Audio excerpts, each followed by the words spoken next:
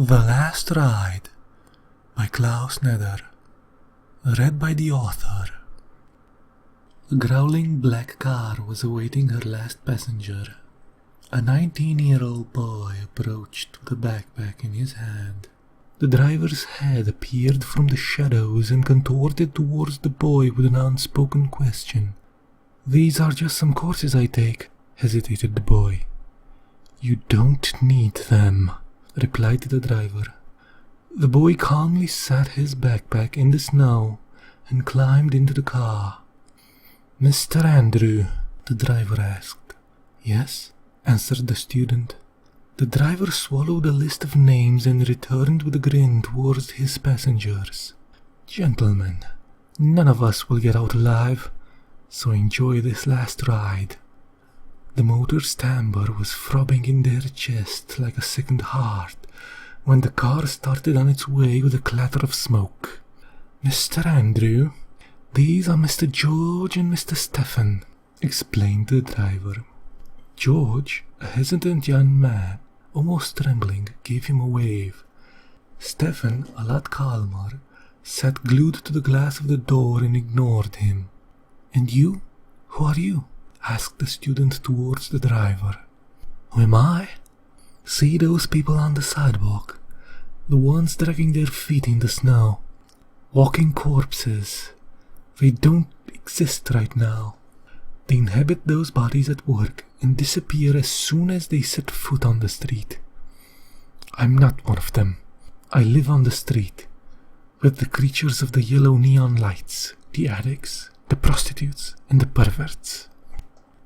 "He just wants to know your name," advised Stephen, still looking beyond the window.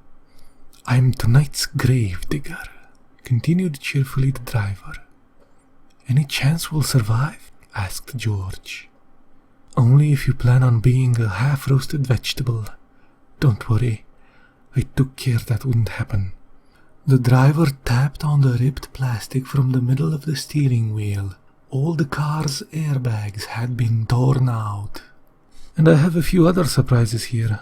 Once I press the gas, nothing can stop us." "Where are we going?" inquired Andrew. "The classic broke bridge over the Crow's Gorge." George put a hand over his face and started weeping. "It's a wonderful end. It's normal to be nervous, but we mustn't miss the moment," encouraged the driver. "Why there?" asked Andrew. "Why there? That's tradition," snarled the driver. Stephen explained in a monotone voice to the others. "At the beginning of each year, at the first full moon, black cars race to the Crow's Bridge. We have to get there first. Only the first throw themselves over the bridge. The rest will have to wait for another year." "Exactly," spat through his teeth the driver, and then continued with a smile. "We have to make one more stop."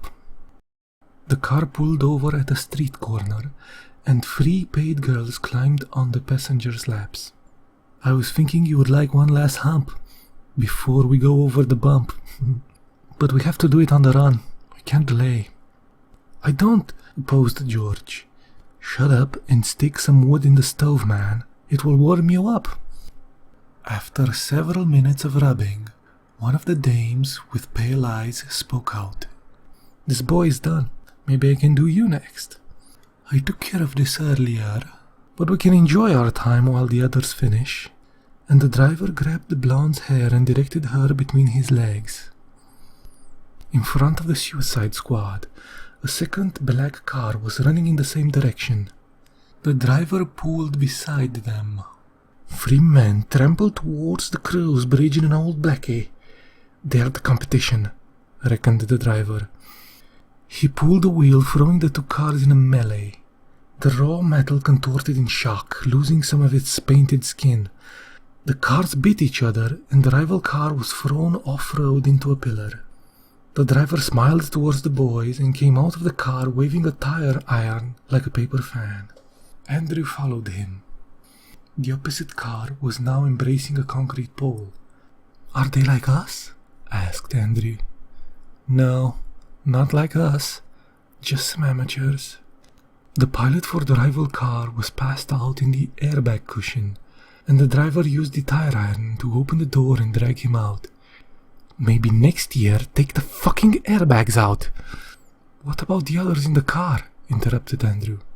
Just some losers. If they're fortunate, they broke their necks.